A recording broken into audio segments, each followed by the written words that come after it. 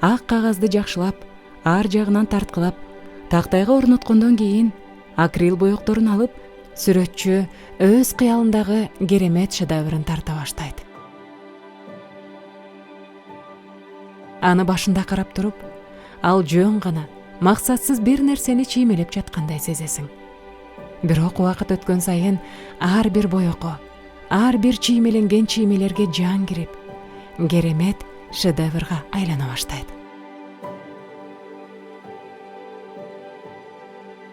Сүрөтчүгө бөлмөдөгү жымжырттык, эч ким алаксытпай жалгыз калганы жагып жаткан өңдөнөт.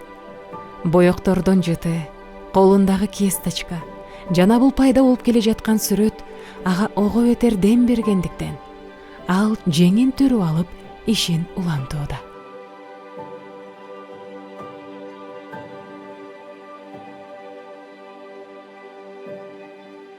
Сүрөтчү өз мастерскойунда өзү жалгыз сүрөтүн тарткан сыяктуу, Кудай адамдардын көзүнөн жашыруун жерде, эненин ичинде адамды жаратат.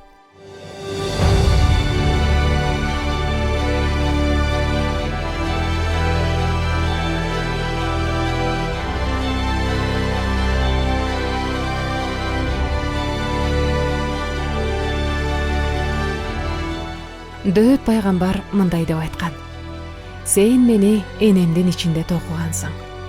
Мен жашыруун жаратылып жатканда, курсактын тереңинде пайда болуп жатканда, сен мени көргөнсүң. Мен төрөлө электе эле, мага белгиленген күндөрдүн бири дагы боло электе эле сенин китебиңде баары жазылып коюлган. Мен сени даңктайм, анткени мен таң каларлык жаратылгам.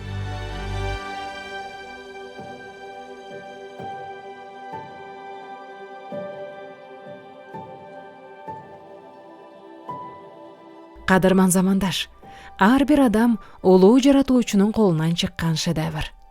Эч ким кокустан же жаңылыш жаратылып калган эмес. Бул чындыкты эсиңизден чыгарбаңыз.